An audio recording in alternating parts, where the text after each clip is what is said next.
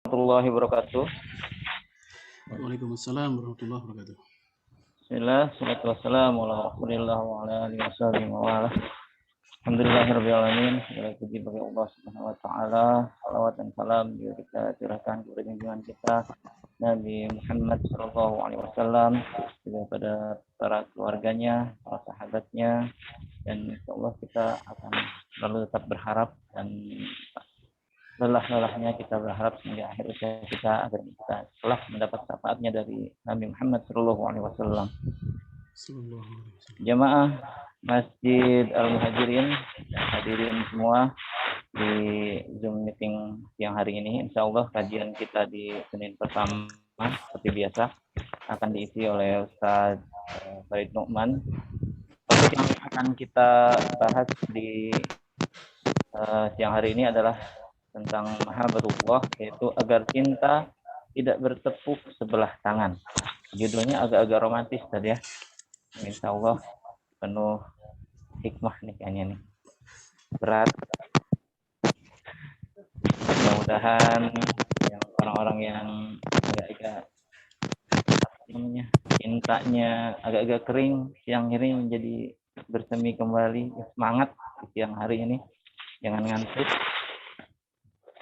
Baik Ustaz, itu aja pembukaan dari kami. Semoga kita sampai dengan waktu dan ruang kami persilahkan Ustaz. Assalamualaikum warahmatullahi wabarakatuh. Waalaikumsalam warahmatullahi wabarakatuh. Baik, bismillahirrahmanirrahim. Assalamualaikum warahmatullahi wabarakatuh. Waalaikumsalam warahmatullahi wabarakatuh. Alhamdulillah, summa alhamdulillah, assalatu wassalamu ala rasulillah wa ala alihi wa sahbihi wa man wala wa la hawla wa la quwwata illa billah, amma ba'd. Ma'asyiral muslimin wal muslimat, a'azanallahu wa iyyakum. Kita tahu bahwasanya manusia itu yatakawwanu minar ruh wal aql wal jasad, merupakan kombinasi antara ruh, akal, dan jasad. Masing-masing memiliki al-ghidha. Ghidha itu makanan, nutrisinya. Jasad kita ada nutrisinya. Akal kita ada nutrisinya. Seperti tafakkur, belajar, tadabbur. Ruh kita pun juga ada nutrisinya. Seperti muhasabah, berzikir, melakukan aktivitas mahabbah. Nah, ini semua mesti mendapatkan perhatian secara proporsional, seimbang.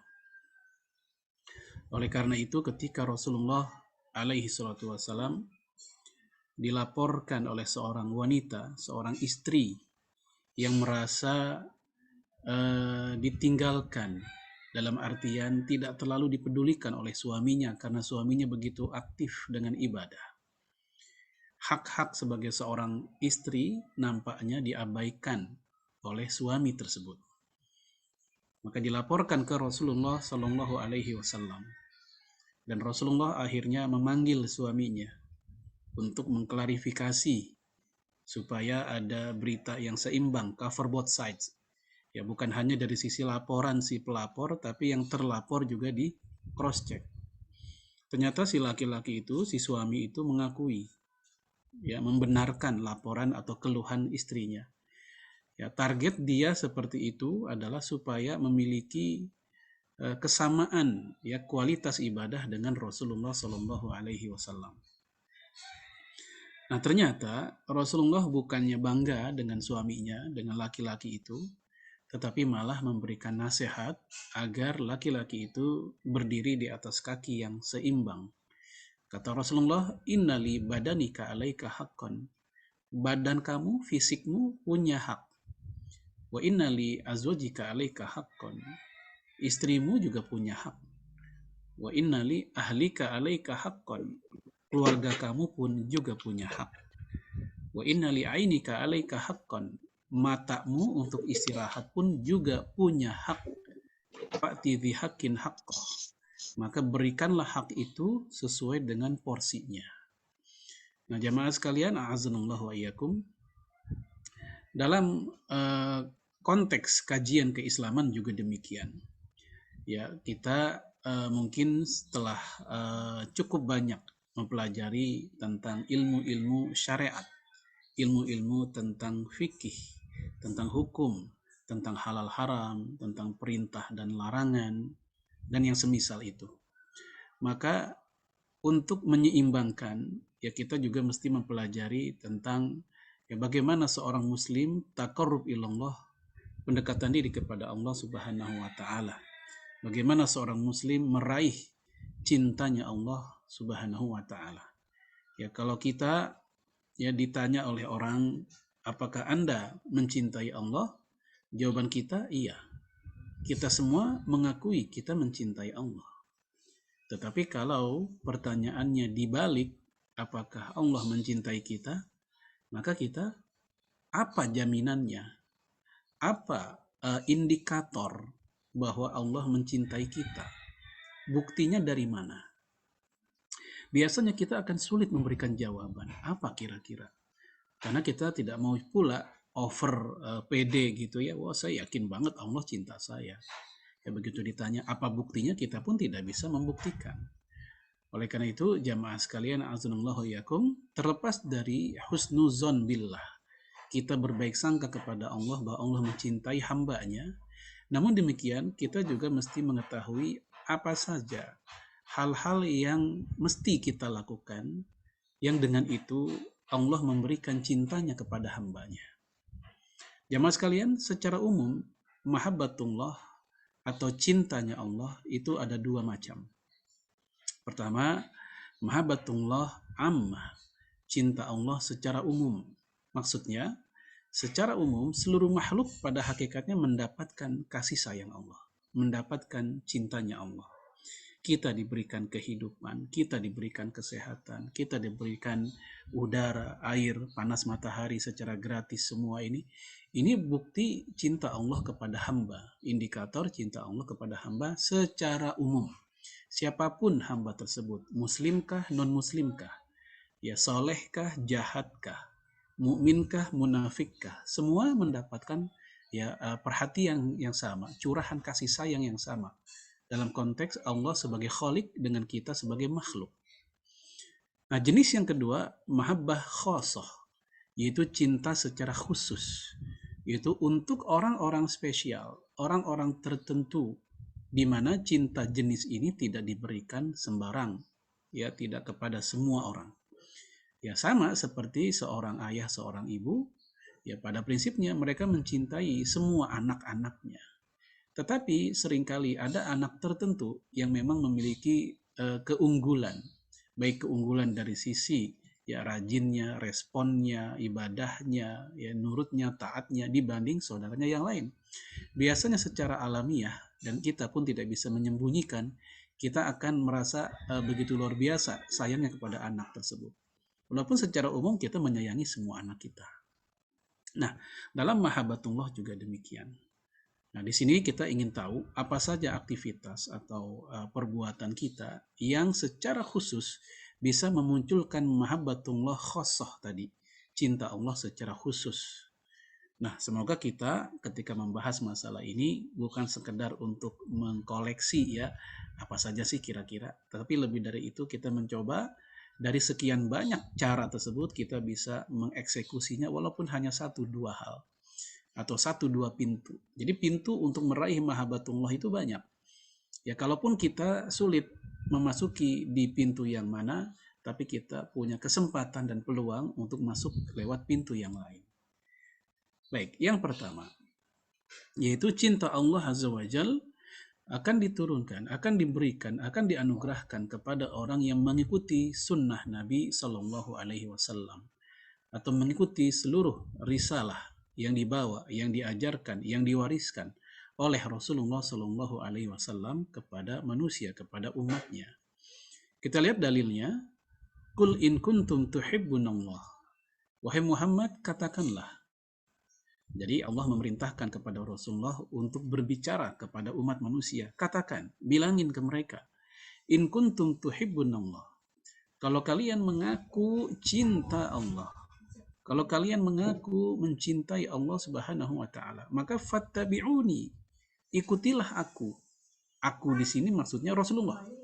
Ikutilah Rasulullah. Ya, ikutilah ajarannya, risalahnya, sunnahnya, dan seterusnya. Apa dampaknya? Apa benefitnya? Yuhibbukumullah. Niscaya Allah pun mencintai kamu. Jadi bukan semata-mata misalnya Rasul yang mencintai mereka, bukan semata-mata para malaikat atau manusia orang soleh, tapi Allah pun mencintai orang-orang yang mengikuti Rasulullah Shallallahu Alaihi Wasallam. Bukan hanya itu, tapi juga wa yaghfir lakum dzunubakum. Allah pun mengampuni dosa-dosa kamu. Allahu ghafurur rahim.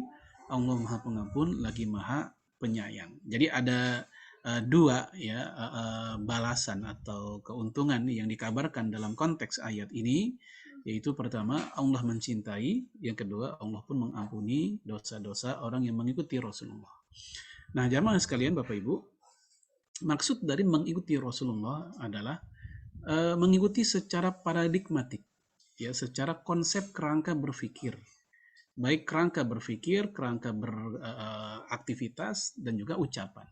Bukan bermakna copy paste 100% tanpa apa istilahnya kita menyesuaikan dengan kondisi dan daerah kita. Saya ambil contoh, misal dalam masalah pakaian. Ya, apakah makna mengikuti Rasulullah adalah sampai-sampai kita pun akhirnya selalu pakai gamis misalnya, nggak pernah pakai, ya sekarang kita kalau di kantor pakai hem, pakai celana panjang, lalu dianggap kalau pakai hem, pakai celana panjang maka telah keluar dari mengikuti Rasul. Padahal paradigmanya bukan itu. Paradigma mengikuti Rasul dalam konteks pakaian adalah menutup auratnya, menutup aurat secara sempurnanya. Adapun masalah model, masing-masing zaman dan daerah punya kekhasan. Ya, kalau misalnya mesti gamis, tentu nanti ada pertanyaan bagaimana dengan Abu Jahal. Abu Jahal pun juga gamis, Abu Lahab juga gamis. Tapi yang esensi dari mengikuti Rasulullah adalah pada paradigmanya tadi, pada yang prinsip-prinsip dan pokoknya. Oh, kalau konteksnya makanan, pakaian adalah yaitu yang menutup aurat secara sempurna. Kalau konteksnya makanan adalah yang halal, yang sehat, yang baik, dan tidak berlebihan. Bukan jenis makanan. Kalau jenis makanan masing-masing daerah beda-beda. Itu masalah menu, selera. Nah, ini yang perlu kita tempatkan pada posisi yang pas, supaya jangan sampai kita menganggap hal-hal yang sifatnya manusiawi, ya, lalu kita anggap itulah maksud dari risalah. Padahal bukan. Itu hanyalah apa yang Nabi sisakan atau wariskan konteksnya sebagai dia manusia biasa. Seperti tentang bagaimana cara tertawa Rasulullah. Rasul kalau tertawa itu ya kadang hanya nampak giginya saja, gigi serinya saja. Sesekali Rasul juga pernah ketika tertawa kelihatan gigi gerahamnya. Nah, tidaklah mentang-mentang seperti itu lalu dikatakan sunnah hukumnya tertawa sampai kelihatan geraham. Kan tidak demikian. Ya, ini maksudnya tentang bagaimana seorang muslim jika tertawa lihat sikon, ya, tahan diri, ya, jangan sampai terbahak-bahak hingga akhirnya menurunkan wibawa. Ini maksud dari bagaimana diceritakan ketawanya Rasulullah alaihi salatu wassalam. Baik, Imam Ibnu Katsir memberikan penjelasan tentang ayat, tentang surat Ali Imran ayat 31 ini. Hadhil ayatul karimah hakimatun ala kulli man idda'a mahabbatallah. Ayat yang mulia ini menjadi wasit, ya, hakim, wasit atau penengah atau yang memberikan hukuman atau vonis kepada siapapun yang mengklaim idda'a itu mengklaim, mengaku-ngaku, ya, mahabbatallah, mencintai Allah. Namun walaisa huwa ala tariqatil Muhammadiyah. Namun pada faktanya orang itu tidak di atas jalan Nabi Muhammad sallallahu alaihi wasallam. Fa innahu kadzib, maka jelas ini hanya klaim yang bohong, klaim dusta. Fi da'wahu fi nafsil amr. Jadi ini merupakan klaim yang dusta, yang tidak sesuai fakta, ya, tentang apa yang mereka sangkakan tentang diri mereka. Mereka menyangka diri mereka di atas cinta kepada Allah, faktanya tidak. Hatta yatabi syar'a al-Muhammadi, kecuali kalau mereka mengikuti, ya, jalan hidup Nabi Muhammad alaihi salatu wassalam, wa dinan nabawi, ya, dan juga mengikuti agama yang dibawa oleh Nabi Muhammad alaihi salatu wassalam, fi jami'i aqwalihi wa ahwalihi, baik dalam urusan perkataan-perkataannya atau ahwal, dalam kondisi atau situasi atau perilakunya. Ini yang saya katakan tadi, yaitu paradigmanya yang diikuti. Ya, bukan semata-mata hingga sampai titik komanya. Ya, ketika Rasul tertawa seperti apa, ya hingga kita pun mengikutinya. Kalau betul kita ingin mengikutinya, itu bagus. Itu luar biasa. Tapi bukan seperti itu yang dimaksud dengan mengikuti Rasulullah SAW. Karena mengikuti Rasulullah itu ada dua model. Ada mengikuti hal-hal yang berdampak pada syariat, maka ini tidak boleh bagi seorang muslim memilih yang lain. Seperti tentang bagaimana tata cara Rasul sholat, ya, atau misalnya sedekahnya, zakatnya, atau misalnya hajinya. Ini nggak ada pilihan lain. Tetapi untuk hal-hal yang sifatnya kompromi dengan keadaan, maka hal itu kita tidak disalahkan jika kita melakukan berbagai macam inovasi-inovasi. Contoh seperti sedekah sunnah. Kalau sedekah wajib kayak zakat, ya sebagaimana yang Rasul ajarkan. Tapi kalau sedekah sunnah, ya maka ini ada kebebasan. Kita mau bentuknya misalnya berupa sunatan massal, bakti sosial, atau ngasih ke panti asuhan. Nah, di saat kita melakukan dengan cara seperti itu secara teknis, tidaklah dikatakan kita keluar dari ittiba'ur Rasul. Karena esensinya adalah bersedekah itu sendiri. Ya, adapun tentang masalah teknis caranya kemana, ke siapa, itu masalah pilihan yang disesuaikan dengan keadaan atau zaman. Wa qala Al-Hasan Al-Basri wa ghairuh minas salaf. Sementara Hasan Al-Basri dan ulama lain, ulama salaf lainnya mengatakan, za'ama qaumun annahum yuhibbunallaha. Ya, sebagian manusia saat itu ada yang za'ama itu menyangka, ya, mengira bahwa mereka itu mencintai Allah. Maka fabtalahumullah bihadhil ayah. Nah, Allah uji, Allah tes cintanya mereka itu, pengakuan cinta mereka itu Allah tes, Allah uji dengan turunnya ayat ini. Pembuktiannya lewat ayat ini. Sejauh manakah mereka pengikutan mereka kepada Rasulullah SAW. Bapak Ibu sekalian, ayat ini turun itu pada awalnya tentang orang-orang Yahudi, orang Nasrani, dan juga orang-orang musyrik Madinah yang mengklaim mengaku mencintai Allah. Ya, mereka bilang, oh kami juga cinta sama Allah kok. Nah, turunnya ayat ini sebagai alat uji buat mereka. Kalau emang kalian ngaku cinta Allah, ya udah ikuti Nabi Muhammad. Nah, ternyata begitu diajak seperti itu, mereka menolaknya. Maka inilah yang dikatakan oleh Ibnu Katsir, fa innahu kadzibun. Mereka berbohong saja dari klaim sebagai pencinta Allah Subhanahu wa taala. Baik, ini yang pertama untuk kita agar mendapatkan cintanya Allah Subhanahu wa taala, yaitu mengikuti Rasulullah alaihi salatu wasallam. Yang kedua, cintanya Allah Azza wa Jalla juga diturunkan untuk orang yang berbuat baik, yaitu kebaikan di berbagai macam jenis, baik yang dekat atau jauh, sedikit atau banyak, ya, dalam bentuk harta atau non harta, untuk keluarga atau non keluarga, untuk manusia hingga bahkan hewan. Semua jenis kebaikan ini kita lakukan karena kita dalam keadaan tidak tahu di antara kebaikan yang kita karyakan itu, kebaikan yang manakah yang paling besar peluangnya membuat kita ke surganya Allah dan ridhonya Allah. Apakah betul gara-gara sholat kita mendapatkan ridha Allah? Apakah betul gara-gara misalnya umroh dan haji kita?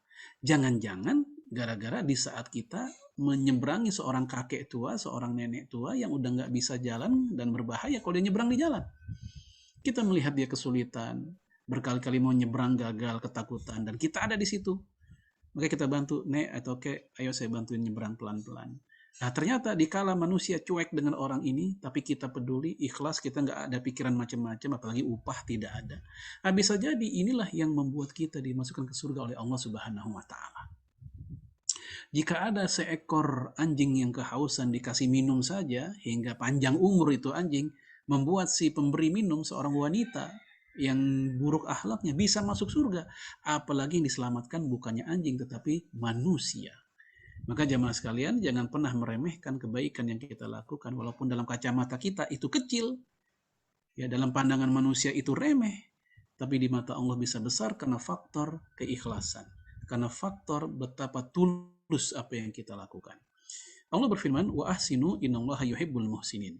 Berbuat baiklah kamu karena Allah cinta sama orang yang berbuat baik. Ya bukan semata-mata manusia yang cinta, karena Allah juga cinta. Ya kita dicintai oleh Allah pencipta kita. Kalau kita dicintai oleh keluarga, oleh istri, oleh anak, oleh suami, oleh orang tua, itu hal yang biasa. Ya, tapi ini kita dicintai oleh Allah Subhanahu wa taala. Ya, oleh pencipta kita sendiri. Kita tidak dibenci olehnya. Kita tinggal di muka bumi ini dan muka bumi merupakan ciptaannya.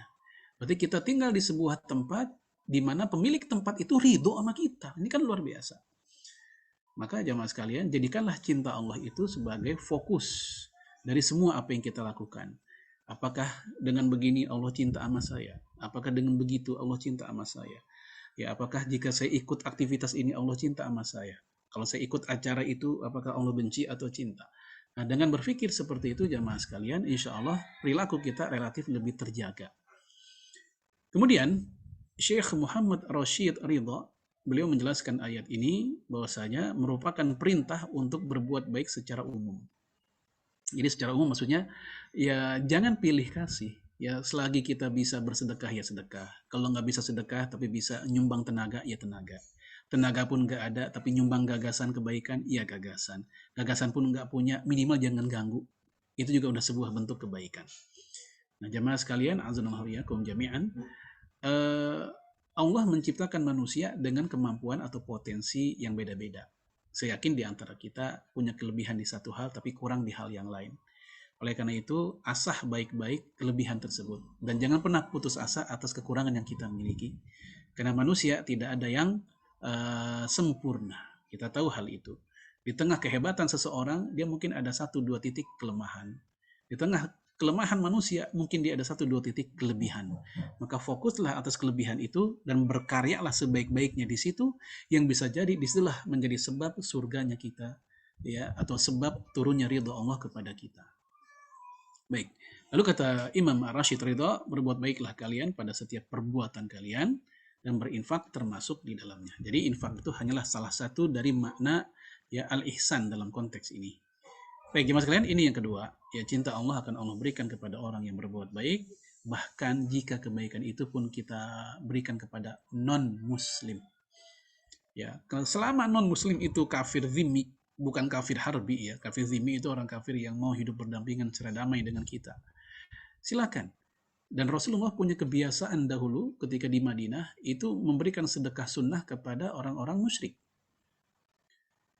Dan ini menjadi dasar buat 4 mazhab bolehnya sedekah sunnah kepada non-muslim. Kecuali sedekah wajib seperti zakat. Zakat spesial hanya untuk umat Islam. Kita tahu di dalam sejarah ketika Umar bin Abdul Aziz menjadi khalifah, betapa jaya dan makmurnya umat Islam saat itu. Sehingga banyak sekali orang yang berkurban, tapi bingung daging kurbannya mau dikemanain. Karena makan daging sehari-hari udah makanan biasa mereka. Nah akhirnya mereka pun berinisiatif untuk dibawa dikirim ke Ethiopia. Dan Ethiopia saat itu mayoritas non-muslim, Nasrani. Sekarang pun juga masih banyak Nasrani, tapi lebih banyak saat itu tentunya. Nah ini menunjukkan bahwasanya kurban ya dibolehkan untuk non-muslim. Ini merupakan pendapat umumnya para ulama. Nah sekali lagi ini perbuatan baik kita tidak terbatas kepada hanya sesama muslim, kepada non-muslim juga, khususnya mereka-mereka yang dhimmi. Yang ketiga, cinta Allah juga diberikan kepada orang-orang yang bersabar. Sabar di sini bukan sabar dalam arti orang-orang fatalis. Apa fatalis? Orang yang apatis, yang cuek, yang berpangku tangan, yang mengandalkan takdir saja, tidak mau usaha. Bukan ini yang kita maksud. Tapi sabar yang kita maksud, seperti yang Allah ceritakan dalam surat Ali Imran ayat 146 ini. Silakan Bapak-Bapak, Ibu-Ibu baca di dalam ayat ini. Kita lihat ada 3 karakter orang sabar. Dan 3 karakter ini ternyata sangat berbeda dengan pemahaman umumnya orang Indonesia tentang sabar. Yang rata-rata kita memahami sabar itu pasif. Wa ka'ayyin min nabiyyin qatala ma'ahu ribbiyun katsir.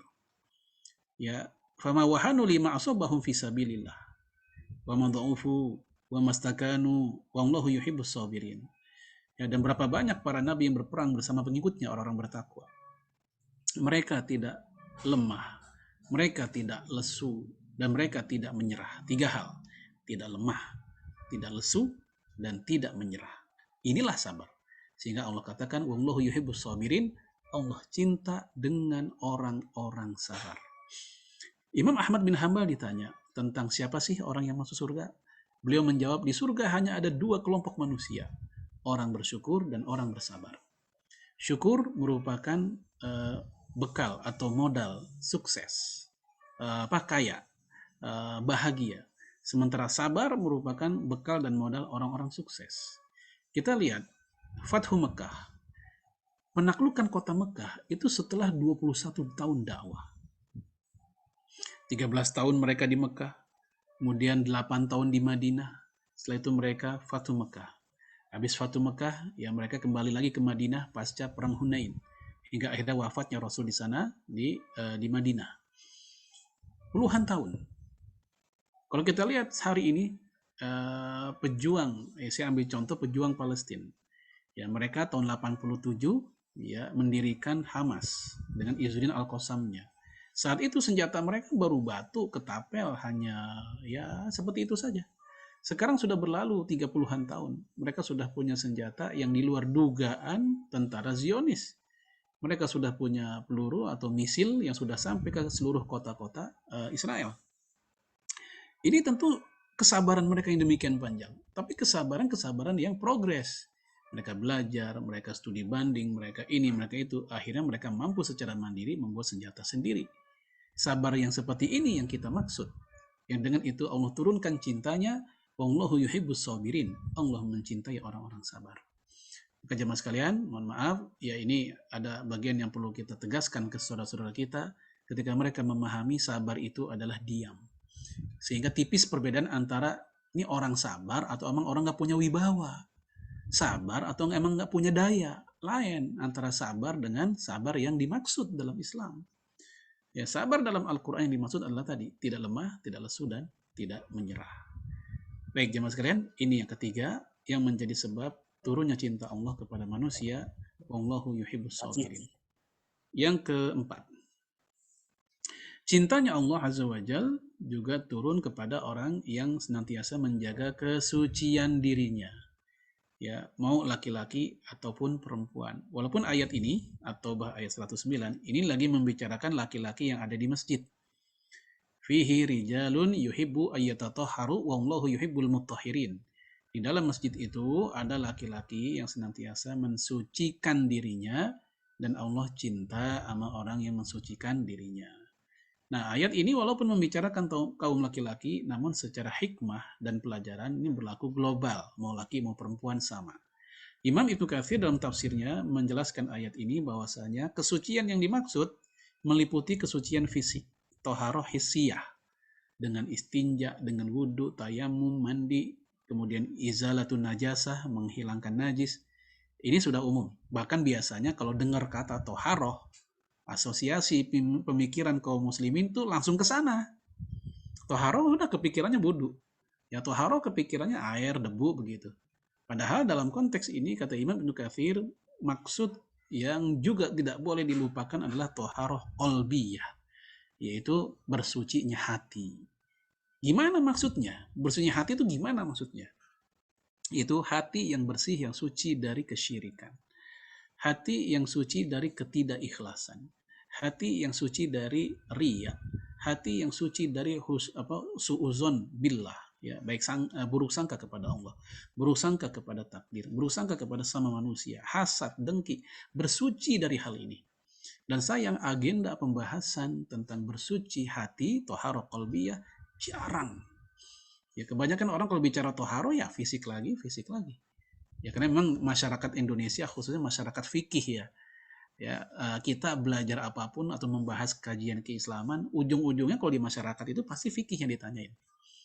Ya, kita bahas tentang tazkiyatun nafs, pensucian jiwa misalnya di tengah masyarakat. Begitu sesi tanya jawab, yang ditanyain fikih. Ya, saya jadi teringat tahun 2008 ketika saya diminta membawakan materi tentang sejarah berdirinya negara Zionis. Ya, sudah selesai. Lalu ada tanya jawab. Begitu tanya jawab yang ditanya hukum akekah. Kan nggak nyambung. Tapi saya maklum, memang negara kita ya masyarakat fikih gitu. Hingga akhirnya ketika membahas tentang toharoh pun, yang kepikiran toharoh hissiyah, yaitu bersuci secara fisik, secara indrawi. Padahal ada toharoh qalbiyah, bersuci secara hati dan jiwa, yaitu tadi ya, bersuci dari kesyirikan, ketidakikhlasan, suudzon, dan seterusnya. Nah, di sini Rasul mengatakan at-tuhur syatrul iman, ya, bersuci atau wudu sebagian dari iman. Nah, sebagian lain dari mana? Kalau bersuci sebagian dari iman atau wudu sebagian dari iman, sebagian lainnya dari mana? Yaitu taharah qalbiyah itu. Maka kita masih keseimbangkan ketika membicarakan taharah, jangan lupa taharah qalbiyah sebagaimana jangan lupa taharah hissiyah. Kedua-duanya sama-sama penting. Baik jemaah sekalian, nah dua sisi inilah yang memunculkan cintanya Allah Subhanahu wa taala kepada hambanya ketika mereka menjaga kesucian hati dan kesucian fisiknya. Kemudian cinta Allah kepada orang yang bertobat. Innallaha yuhibbut tawabina wa yuhibbul mutatahhirin. Allah mencintai orang yang bertobat dan juga mencintai orang-orang yang mensucikan dirinya. Tobat itu bagian dari toharoh qalbiyah. Ya, karena dia mensucikan dosa. Ya, walaupun akan kelihatan dari perilaku. Ya, dalam amal. Dalam hadis riwayat Imam Muslim, Nabi mengatakan innallaha la yanzuru ila ajsamikum wa suwarikum walakin yanzuru ila qulubikum wa a'malikum. Allah tidak melihat pada performan, ya, casing kalian, tapi yang Allah lihat adalah pada hati dan perbuatan kalian. Nah, itu yang lebih berperan, yang juga mendapatkan perhatian, yang dari situ turunnya cinta Allah kepada kita, bagaimana hati dan bagaimana amal. Nah, salah satunya adalah tobat. Tobat secara bahasa artinya rujuk, kembali, ya, rujuk ilallah. Nah, biasanya kita kalau dengar kata tobat itu identik dengan orang-orang yang habis bikin dosa. Atau orang-orang yang setelah sekian lama hidup dalam kubangan dosa. Ini benar, tetapi tidak lengkap. Karena tidak selalu tobat itu untuk mereka yang habis bikin dosa. Ya, sama seperti kita ngucapin maaf ke orang lain, bukan berarti kita habis bikin kesalahan sama dia. Kadang-kadang maaf tersebut maaf untuk menunjukkan rendah hati. Ya, malah ada juga yang sekedar basa-basi. Maaf Pak, mau nanya. Padahal kita nggak bikin salah apa-apa sama dia. Tapi itu merupakan keelokan, ya, membuka komunikasi dengan orang lain. Ya, sama, Rasul pun yang maksum, yang tidak ada dosa, tetap Rasul bertobat sehari 70 kali lebih. Hadisnya terkenal dalam hadis Sahih Muslim. Ya, Rasul mengatakan, inni la astaghfirullah wa atubu ilaih aktsar min 70 marrah. Saya beristighfar dan bertobat dalam sehari lebih dari 70 kali. Nah, Bapak Ibu, kita lihat. Rasul istighfar dan bertobat lebih dari 70 kali. Padahal Nabi itu maksum, ya, bebas dari dosa. Nah, ini menunjukkan kerendah hatian Rasulullah alaihi salatu wassalam. Walaupun dia maksum, telah diampuni dosa lalu, sekarang dan akan datang, tapi dia tetap bertobat kepada Allah Subhanahu wa taala. Maka untuk pertobatan ini jangan nunggu bikin dosa dulu. Ya, kapanpun kita bisa bertobat, hingga sampai Rasul menyontohkan lebih dari 70 kali tobat dalam sehari. Nah, di dalam hadis, ya, Rasul menceritakan betapa bahagianya, betapa gembiranya Allah Subhanahu wa taala melihat tobat hambanya. Bahkan kegembiraan itu melebihi kegembiraan seseorang yang kehilangan onta, lalu ontanya balik lagi. Nanti silakan dicek dalam bab taubah dalam kitab Riyadhus Shalihin. Di situ Imam Nawawi mengisahkan salah satu riwayat sahih, ya, tentang seseorang yang punya unta, dia lelah, dia capek, dia istirahat, untanya hilang. Dicari kemana-mana nggak ketemu, sedih banget karena itu unta bukan semata-mata unta, tapi juga ada barang dagangan. Nah, tahu-taunya datang lagi, ketemu lagi, gembira luar biasa. Saking gembiranya, secara lisan orang ini mengucapkan kalimat-kalimat yang salah sebut, apa istilah kita, keceplosan. Kata dia, Allahumma anta abdi wa ana rabbuk. Ya Allah, engkau hambaku, aku Tuhanmu. Kan kebalik tuh. Ya, Allah dibilang hambanya, dia sebagai Tuhan. Ini kan kebalik. Tapi karena ini ucapan muncul keceplosan, saking senangnya, saking bahagianya, maka ini pun nggak dianggap sebuah kesalahan secara syariat. Lalu kata Rasulullah, bahagianya atau senangnya Allah kepada orang yang bertobat melebihi kebahagiaan si orang tadi ketika dia mendapatkan ontanya kembali. Nah, jemaah sekalian, oleh karena itu, ketika Allah pun bergembira dengan tobat hambanya, maka kita pun jangan remehkan langkah pertobatan saudara kita walaupun sedikit. Kadang kita ngelihat orang bertobat itu pakai standar kita. Maaf, misalnya buat ibu-ibu, ya mungkin si ibu-ibu ini sedang memproyeksi salah satu rekan muslimahnya di kantor yang dia seorang muslimah tapi dia belum menutup aurat misalnya. Nah, dia secara sabarlah pelan-pelan mendekatinya. Nah, ternyata si perempuan tersebut sudah mulai berubah. Mungkin dulunya kalau ke kantor pakai rok setengah betis, betisnya kelihatan. Kemudian atasannya pun juga agak-agak gimana gitu, ketat gitu. Nah, setelah bergaul dengan muslimah ini, lama-lama dia pun pakai rok yang panjang dan agak longgar. Nah, ini perlu apa istilahnya, diapresiasi. Walaupun dia mungkin belum sampai pakai jilbab, tapi ini aja bagi dia udah perang batin gitu. Bagi dia mungkin sudah luar biasa perjuangannya ketika berhadapan dengan protes keluarga, protes teman-temannya. Ya, tapi itu sebuah kemajuan, maka kita hargai. Laki-laki juga gitu. Misal di antara rekan-rekan kita ada yang kalau mohon maaf ya, kalau lagi ngerokok itu udah kayak lokomotif kereta, ngepul melulu. Ya, di kantor juga begitu, padahal ber-AC, tapi kayaknya itu orang cuek. Itu dulu-dulu. Tapi lama-lama ya dengan kesabaran kita, ya dengan kita sering dialog, sering ngajak dia pengajian, seterusnya, walaupun kita nggak secara mendikte, enggak, kita hanya persuasif aja. Dia berubah, sudah mulai meninggalkan rokok, walaupun masih kadang-kadang sembunyi-sembunyi. Ini udah lebih baik daripada nggak sama sekali, daripada dia seperti dulu-dulu, begitu demonstratifnya. Mungkin sehari bisa habis 1-2 bungkus. Maka perubahan ini walaupun sedikit kita hargai. Kenapa? Karena Allah pun begitu bahagia dengan pertobatan hambanya. Nah, syukur-syukur ketika dia sudah bisa benar-benar meninggalkan hal tersebut. Taib jemaah sekalian, ini cinta Allah kepada orang yang bertobat. Kemudian cinta Allah Azza wa Jalla kepada para pejuang. Nah, ini para pejuang Islam. Pejuang di sini ya macam-macam. Bisa para mujahidin, bisa aktivis Islam, aktivis dakwah, ketua dan pengurus DKM, ya DKM juga masuk nih. Mereka juga pejuang itu. Ya apalagi guru-guru ngaji kita, guru-guru anak-anak kita, mereka pejuang karena mereka lah yang memperkenalkan anak-anak kita tentang Abu Bakar, Umar, Utsman, Ali. Mereka yang memperkenalkan tentang huruf-huruf Quran, doa-doa pendek kepada anak kita. Mereka pejuang semuanya.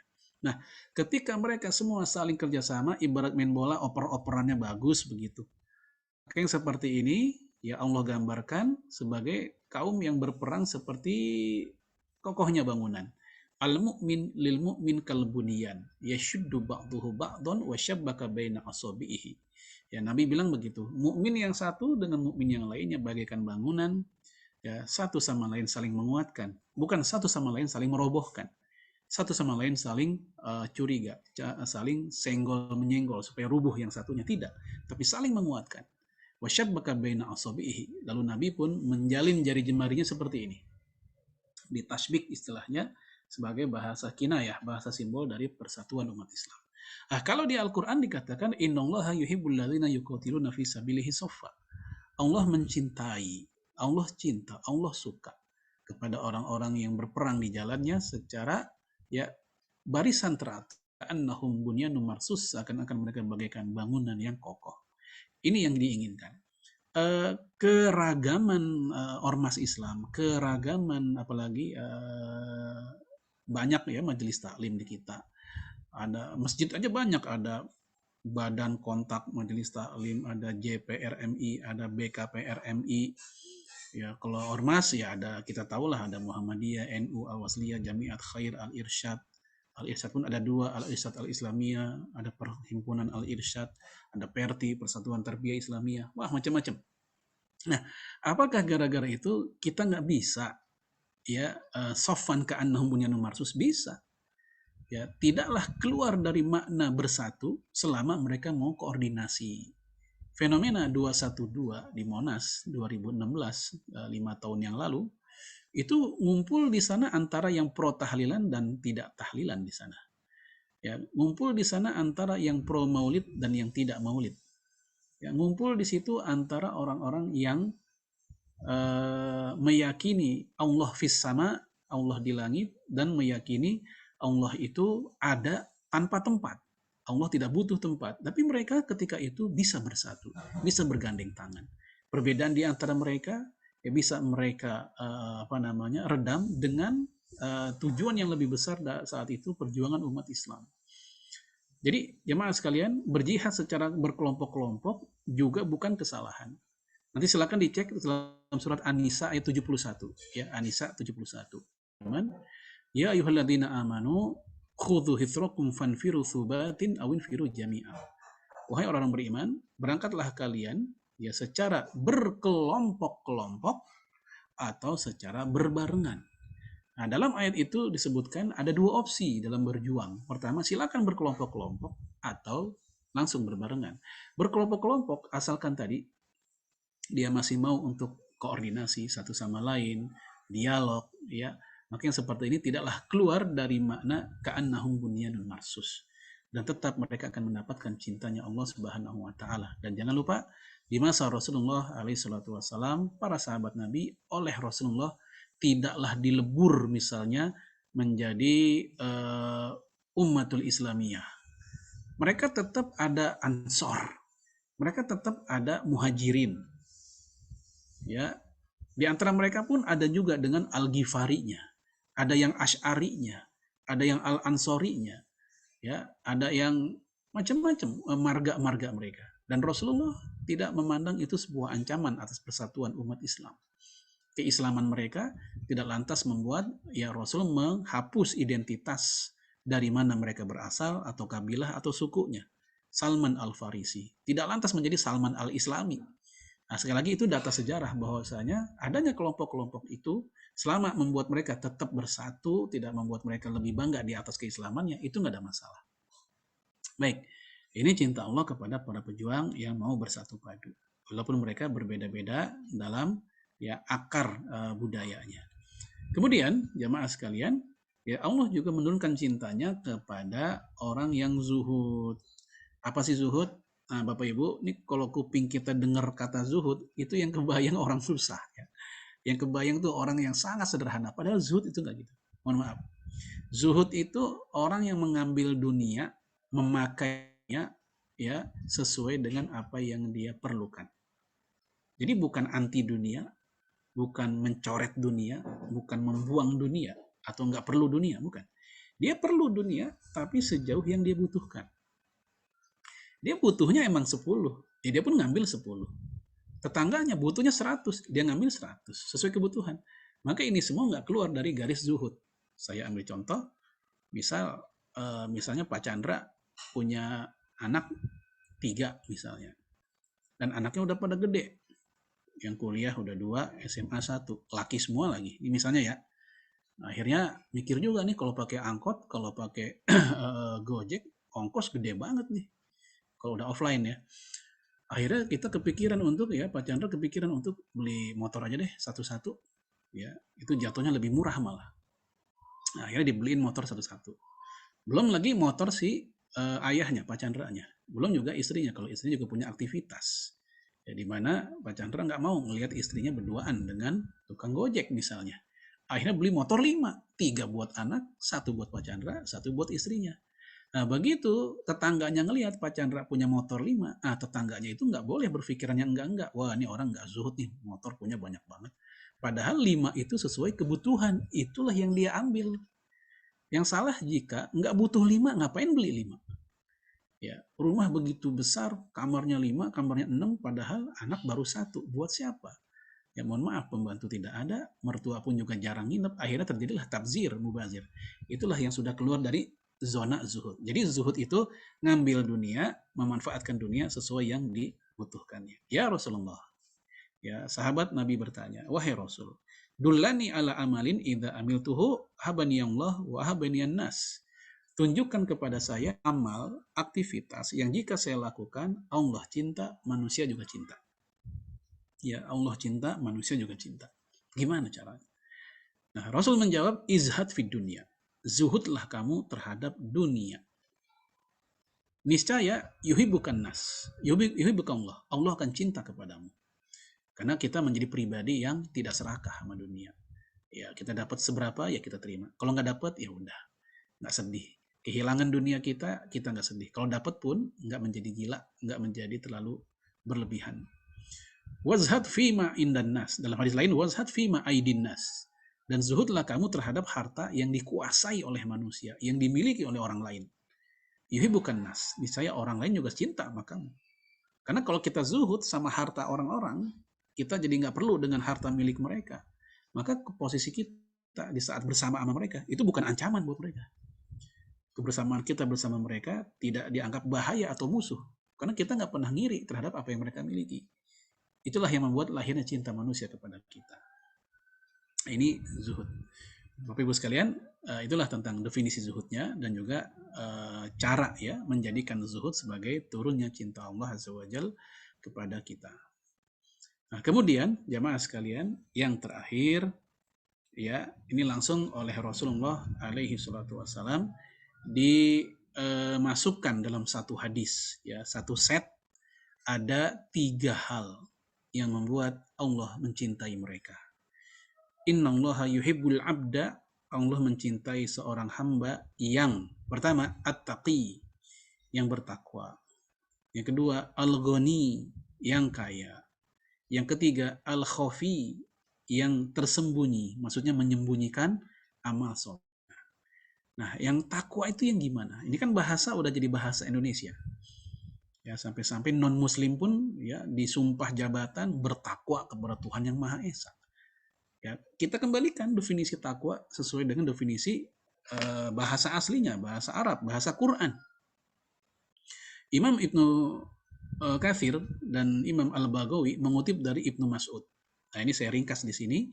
Takwa itu adalah yaitu yuzkar wala yunsa. Ingat dan dia tidak lupa. Ingat kepada Allah dan dia tidak lupa. Kemudian yushkar wala yukfar. Dia bersyukur dan dia tidak kufur. Kemudian yuta wala yu'sa. Dia taat dan dia tidak membangkang, tidak ingkar. Nah, ini 3.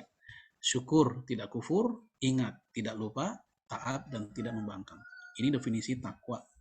Yang paling umum definisi takwa itu adalah menjalankan perintah, menjauhi larangan. Itu umum banget. Tapi apa yang disampaikan oleh Ibnu Mas'ud dengan 3 variabel ini definisi takwa yang bagi saya paling komplit dibanding definisi yang lain. Yang kedua kaya, al-ghani. Kaya di sini kaya apa? Dalam hadis Bukhari dikatakan ya laisal ghina an kathratil arad. Kekayaan itu bukan dengan banyaknya harta benda, aset, bukan. Walakin al-ghina ghinan nafs. Tetapi kekayaan itu adalah kekayaan jiwa. Apa arti ghinan nafs? Yaitu kecukupan jiwanya. Bukan kecukupan kepemilikan, tapi jiwanya. Jadi walaupun secara kepemilikan dia biasa saja, bahkan mungkin cenderung kurang, tapi hatinya udah cukup, ya dia kaya. Ya, dia kaya. Kebalikannya, dia punya ini itu, rumah tingkat 3, basement juga ada, security 5 orang, ya, tapi bawaannya kurang. Maka hakikatnya dia belum kaya. Ya, ini definisi ghinan nafs, kaya jiwa. Nah, bagian ulama seperti Imam Nawawi mengatakan makna ghinan nafs, kaya ini, makna kaya dalam hadis ini juga bisa bermakna yaitu ghaniyun syakirun, orang kaya yang bersyukur. Ya, sebagaimana hadis Imam Ahmad bahwasanya ketika Rasul ngasih nasihat kepada Amr bin As, ya Ammar, wahai Amr, ni'mal mali salih li rajulin salih. Sebaik-baiknya harta adalah harta yang dikendalikan sama orang soleh. Harta dia punya potensi fitnah, punya potensi lalai bagi pemiliknya. Tapi jangan lupa, harta pula menjadi potensi rahmat dan manfaat. Tergantung siapa yang ada di belakangnya. Makanya Islam itu tidak menyalahkan kekayaan. Yang disalahkan adalah ketika orang ya terlibas oleh kekayaan dan salah dalam mencari kekayaan dan salah dalam penyaluran kekayaannya. Dan kita tahu bahwasanya di antara pendapat para ulama, kaya bersyukur lebih afdol dibanding miskin bersabar. Dan ini sudah pernah kita bahas di di kantor dulu ya, tentang orang kaya bersyukur lebih utama dibanding miskin bersabar menurut sebagian ulama. Ya. Kemudian al-khafi. Al-khafi maksudnya itu amal yang disembunyikan. Secara prinsip boleh menampakkan amal. Bahkan mungkin ada amal tertentu yang mesti ditampakkan karena dia syiar seperti haji. Ya, haji oleh Al-Qur'an disebut min sya'airillah, di antara syiar-syiar Allah. Ini harus nampak. Ya, salat berjamaah, salat wajib berjamaah buat laki-laki. Ini harus nampak. Nah, mungkin kita ya diam-diam atau ketika ditanya sama orang, Pak, kok kayaknya Bapak nggak pernah ke masjid? Iya, maaf, saya khawatir dibilang ria. Nah, ini kan salah, nggak pada tempatnya. Jadi ada hal-hal tertentu yang memang mesti nampak, bahkan ini menjadi syiar. Ya, dan kalau ini justru menjadi nilai dakwah diikuti oleh orang lain, maka ini luar biasa ya, kita akan mendapatkan terus ya apa namanya nilai dari amal soleh itu. Nah, namun umumnya ada amal-amal privat, amal-amal pribadi yang sebaiknya kita tutupi, nggak usah diceritain, nggak usah ditampakkan, cukup kita aja yang tahu. Ya, kalau sedekah misalnya sedekah sunnah, ya cukup kita dan yang nerima aja yang tahu, beserta Allah yang tahu, selesai. Kecuali ada orang nanya untuk profesionalitas atau laporan, itu hal yang lain. Ya, ini yang lebih utama. Ya, sekali lagi, khafi di sini adalah mereka yang menyembunyikan amalnya. Dan Rasulullah mengatakan, dan Allah mengatakan dalam Al-Quran, ya ayyuhalladzina amanu la tubtilu shadaqatikum bil manni wal adha. Wahai orang beriman, jangan kalian ya sia-siakan sedekah kalian dengan mengungkit-ungkitnya, wal adha, dan nyakitin perasaan orang yang menerimanya. Karena mengungkit-ungkit itu identik dengan pamer, identik dengan membangga-banggakan. Ya, nah ini yang kita khawatirkan. Sehingga gara-gara itu terhapuslah amal soleh kita. Nah, jemaah sekalian, inilah 3 orang di hadis yang terakhir atau di dalil yang terakhir yang juga akan mendapatkan cintanya Allah Subhanahu wa taala. Jadi kalau kita lihat di total di pembahasan kali ini sangat banyak ya sebab-sebab atau faktor-faktor atau indikator Allah turunkan cintanya kepada hambanya. Nah, saya yakin kita semua ngerasa, aduh saya lemah nih untuk yang bagian ini, saya berat nih yang bagian ini. Tidak usah berkecil hati, ya kita mungkin bisa mengetuk pintu mahabbatullah tadi melalui pintu-pintu yang lain yang paling mungkin bisa kita laksanakan. Karena yuridullah bikumul yusra wala yuridu bikumul usr. Allah menghendaki kemudahan buat kita, dia tidak menghendaki kesulitan buat kita. Jemaah sekalian, semoga bermanfaat tentang bagaimana ya supaya cinta kita tidak bertepuk sebelah tangan dalam meraih mahabbatullah. Saya kembalikan ke Pak Chandra, semoga bermanfaat. Lebih kurang saya mohon maaf. Assalamualaikum warahmatullahi wabarakatuh.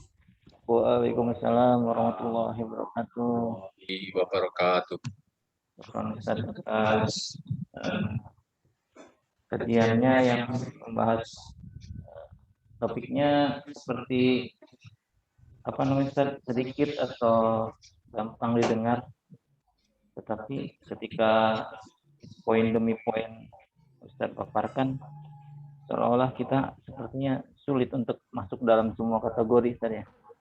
Mungkin kita harus ditarget Ustaz, masuk dari 8 tadi, ada berapa mungkin yang kita bisa fokus.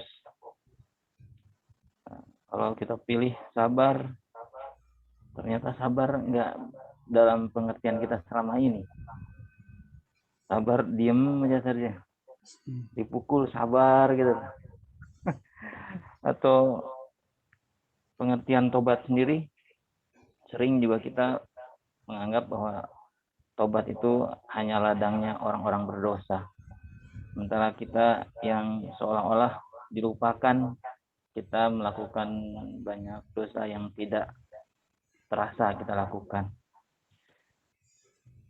Baik Ustaz, ada pertanyaan dari Mas Adi. Izin tanya Ustaz, bagaimana caranya agar cinta kepada Allah bisa istiqomah, tidak pindah selain hati? Maksiat, Fred. Ya. Karena kadang godaan setan datang bertubi-tubi redaksi gitu ya. Tafadhol Ustaz. Heran.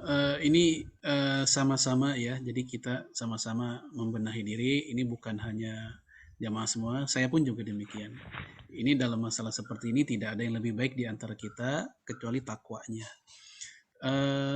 Ada beberapa tips ya yang disampaikan oleh para ulama seperti Syekh Abdullah Nasir Ulwan ketika beliau membicarakan tentang masalah istiqomah. Ya, khususnya istiqomah ya di hadapan Allah Subhanahu wa taala, bukan istiqomah di hadapan manusia. Nah, saya sampaikan di waktu materi kapan ya, untuk menjelang bulan puasa kalau nggak salah, bahwa istiqomah itu di akhir zaman itu salah satu karomah. Selama ini kalau dengar kata karomah kan kalau di masyarakat identik dengan yang ajaib-ajaib tuh, yang bisa terbang, ini jalan di atas air, itu masyarakat awam. Tapi kata Abdullah bin Mubarak, karomah itu di akhir zaman itu istiqomah terhadap agama, itu karomah karena betapa sulit dan beratnya. Salah satunya adalah tentang istiqomah terhadap cinta kita kepada Allah.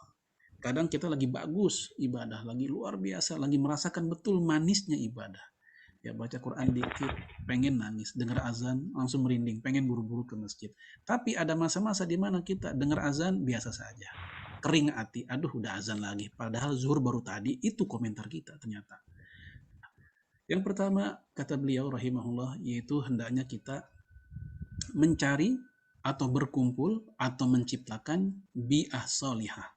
Mencari atau berkumpul atau menciptakan bi'ah solihah. Apa bi'ah solihah? Lingkungan yang baik.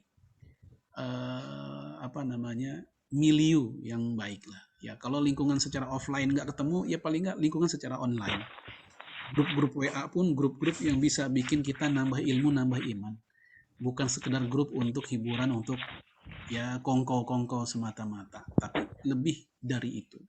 Bi'ah solihah. Kenapa? Karena bi'ah solihah ini menjadi rem secara alami di saat kita ingin lalai, di saat kita ingin lupa, ada teman yang ngingetin, ada lingkungan yang ngingetin. Di saat kita ingin maksiat, ada lingkungan yang memang nggak kondusif untuk maksiat. Itu yang pertama. Yang kedua, yaitu sehebat apapun seseorang, dia tetap butuh seorang yang mengawasi dia secara personal. Guru. Terserah kita mau namakan apa. Mau kita namakan ustadz, kita namakan musyrif, murabbi, mursyid, atau apalah istilahnya. Yang penting ada orang yang senantiasa membimbing kita. Sebagaimana sehebat apapun Imam Syafi'i, dia butuh imam yang mengajarinya, membimbingnya. Sehebat apapun ya Imam misalnya Ibnu Qayyim, dia ada Ibnu Taimiyah yang mendidiknya. Sehebat apapun para sahabat Nabi, mereka ada Rasulullah alaihi salatu wassalam. Karena ada situasi di mana masyarakat kita juga nggak bisa terlalu jauh memberikan ajaran atau apa kepada kita, tapi guru kita. Itu yang kedua.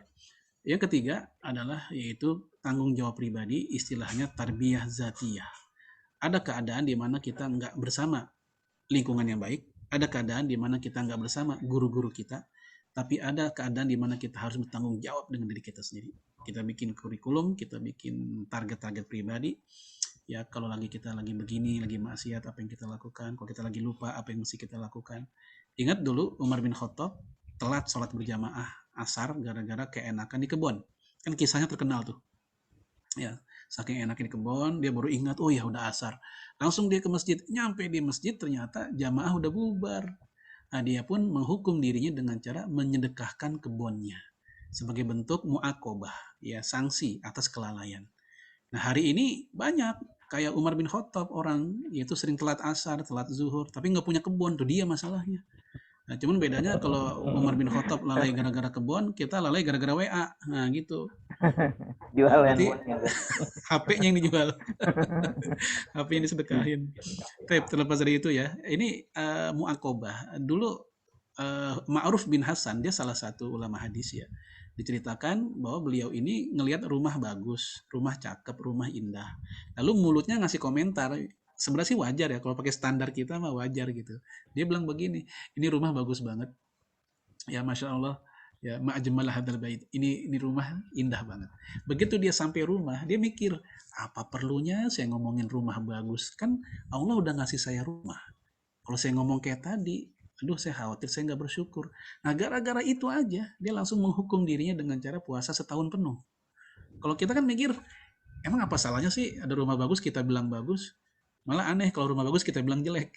Ya, ini rumah bagus kita bilang bagus kan wajar. Tapi bagi beliau rahimahullah dianggap ini sesuatu yang tidak perlu, nggak penting. Kenapa? Kan udah punya rumah sendiri. Ngomong kayak gitu khawatir kesannya nggak bersyukur. Nah, untuk menutupi perasaan bersalah kayak itu, dia pun akhirnya menghukum dirinya dengan cara berpuasa. Nah, ini yang saya maksud, kita punya kurikulum. Nggak harus akobah kayak tadi, akobah itu pemberian sanksi di saat kita lalai, tapi juga dalam kondisi dalam kita sepi, sendiri, kosong, mau ngapain kita. Tapi inilah diantara supaya kita tidak turun kondisi mahabbatullahnya. Kalau misalnya. Alhamdulillah. Ustaz, jawabannya luar biasa, Ustaz. Insya Allah yang jawaban Ustaz tadi tentang si istiqomah, adanya guru, dia, ya mungkin bentuk ikhtiar kita ya ini salah satunya. Buat kita ketemu guru, ketemu antum mungkin Ustaz. Bisa jadi ini anggap karomah buat kami Ustaz. Sebagai jamaah agar tetap dapat istiqomah dan bi'ah di lingkungan kita ya salah satunya mungkin seringnya kita berkumpul, kajian, rutin. Ya salah satunya mungkin ya itulah untuk menjaga keistiqomahan kita. Mungkin yang waktu sudah menunjukkan 13.28 ada satu pertanyaan tentang di kaitannya tentang yang poin ke-8 tadi tentang yang kopi menyembunyikan amal sebagai salah satu yang dicintai Allah Subhanahu wa taala. Bagaimana kaitannya dengan kekinian kontemporer kita, begitu banyak amal-amal yang menjadi viral gitu. Padahal amal itu memang bisa jadi amal yang sangat bagus. Contohnya misalkan ada tuh konten kreator YouTuber untuk datang ke fakir duafa gitu, langsung dia kasih motor satu. Ada yang kayak seperti Baim Wong gitu kan, ngasih uang bergepok banyak gitu, seperti itu. Dan itu seperti menjadi tren kekinian. Hal-hal yang baik disebarkan kepada masyarakat, baik sangkanya kita memang agar masyarakat sama-sama melakukan hal yang semisal peduli kepada sesama. Sementara sisi lain kehati-hatian tentang menyembunyikan amal itu kan. Ini bagaimana Ustaz? Ya, ini emang kasusnya sama seperti ada orang yang mengeluhkan tentang habis masak, makanannya enak, difoto, diupload di Twitter, diupload di Instagram. Kan gitu tuh. Ini masuk kategori apa ini? Apakah ini ria atau apa? Sikap kita dalam menilai ini ada dua. Pertama dari sisi si pelakunya, dari sisi si outsider ya, kita sebagai orang yang melihatnya. Dari sisi pelakunya, kalau dia niatnya, maksudnya adalah sekedar tahadus bin nikmah, ya, membicarakan atau menyampaikan sebuah nikmat, ya, ini nggak ada masalah, ya. Atau kalau tujuannya untuk menjadi sunnah hasanah, kebiasaan baik, ya, tadi saya sudah bilang istilahnya trigger kebaikan, sehingga dicontoh sama orang lain, ini pun juga nggak ada masalah. Sesuai kaidah al-umuru bimaqasidiha, menilai perbuatan tergantung dari maksud. Tapi kalau motivasinya memang untuk membanggakan, untuk menunjukkan bahwa dia itu dermawan, ya, untuk menunjukkan bahwa dia ini nggak lupa sama fakir miskin. Nah, yang kayak begini, ya Allah Maha tahu tentang niatnya dia seperti apa, walaupun manusia nggak ada yang tahu gitu ya. Maka dia akan dinilai sesuai dengan apa yang dia niatkan. Nah, kaidahnya tadi al-umuru bimaqasidiha. Nah, itu dari sisi si orangnya, si pelakunya. Adapun dari sisi kita sebagai orang yang nonton, yang ngelihat kasus kayak gitu, atau Twitter atau Instagram kayak gitu, atau konten YouTube ya, ya sikap kita adalah ihsanudzon billah wa bil muslimin wajib. Berbaik sangka kepada Allah dan berbaik sangka kepada sesama muslim itu wajib. Walaupun misalnya ya indikator-indikator nih orang riak banget, itu kelihatan banget sebenarnya gitu. Tapi tetap kita langsung buru-buru nih di hati kita untuk netralin, jangan, astagfirullah, tuh jangan deh, jangan mikir dia riak. Ya karena dulu ada kasus di masa Sufyan Ats-Tsauri. Jadi ada anak muda lagi baca Quran. Suaranya sih biasa aja suaranya. Nah, Sufyan Ats-Tsauri datang ke masjid itu tempat dia baca Quran. Nah, beliau sholat tahiyatul masjid, Sufyan Ats-Tsauri. Nah, ketika selesai sholat, ya biasa dia lagi wirid. Nah, si anak muda ini baca Qurannya tiba-tiba suaranya jadi lain gitu, jadi dilagu-laguin gitu. Jadi pakai cengkokan lah kalau zaman sekarang istilahnya. Nah, itu di hatinya Sufyan Ats-Tsauri langsung mikir, ini orang riak banget sih. Tadi waktu saya awal datang nggak begitu, sekarang ada saya suaranya jadi gini, riak banget. Nah, begitu sampai di rumah, Sufyan Ats-Tsauri malah nangis. Dia yang nangis. Dia bilang, ya Allah, kenapa saya mikir kayak tadi? Kenapa saya berburuk sangka sama saudara saya, sama anak muda ini? Nah, ini yang saya maksud. Jadi walaupun indikatornya emang kayaknya dia ria, tetap kita berupaya untuk mengusir dalam pikiran kita sendiri untuk pikiran buruk kepada si pelakunya. Wallahualam bishawab. Baik Ustaz. Terima kasih Supran atas jawabannya, sangat memberikan pencerahan ya siang hari ini, menambah keilmuan kita. Baik, waktu sudah menunjukkan 13.32 waktu Indonesia bagian Barat. Sudah pada sampai ujung pertemuan kita Ustaz. Sebelum kita akhiri, kita sama-sama tutup doa dulu Ustaz. Tafadhol Ustaz. Bapak Ibu sekalian, Kita istighfar dulu. Astagfirullahaladzim. Astagfirullahaladzim min kulli dzambin azim wa natubu ilaih. Hamdan syakirin, hamdan na'imin, hamdan yuafi ni'amaka fil mazidah. Ya Rabbana lakal hamdu kama yanbaghi li jalali wajhikal karim wa azim sultanik. Allahumma salli wa sallim ala nabiyyina Muhammad wa ala alihi wa sahbihi ajma'in. Allahumma taqabbal minna salatana wa qiyamana wa siyamana wa jami'a ibadatina ya mujibas sa'ilin.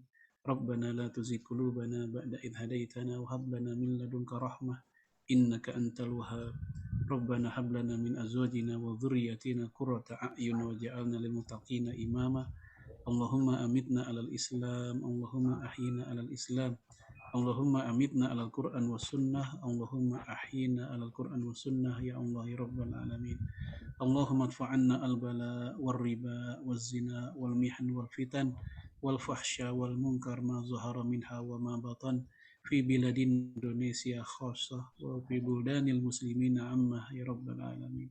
Allahumma ighfir lil muslimina wal muslimat wal mu'minina wal mu'minat al ahya'i minhum wal amwat innaka sami'un qaribun mujibu da'wati ya qadiyal hajat. Rabbi ighfir lana wa li walidina warhamhum kama rabbawna shighara. Rabbana atina fid dunya hasanah wa fil akhirati hasanah wa qina adzaban nar. Wa sallallahu ala nabiyyina Muhammadin wa ala alihi wa sahbihi wa sallam. Subhanaka rabbil izzati amma yasifun wa salamun alal mursalin walhamdulillahi rabbil alamin. Amin. Terima kasih Ustadz atas waktu dan kesempatan dapat sama-sama berjumpa kita di siang hari ini. Semoga kita di kedepannya masih diberi kesempatan, kesehatan untuk bertemu kembali. Kurang lebihnya mohon maaf. Kita dengan komputer majelis. Subhanakallahumma wa bihamdik. Assalamualaikum warahmatullahi wabarakatuh. Waalaikumsalam warahmatullahi wabarakatuh.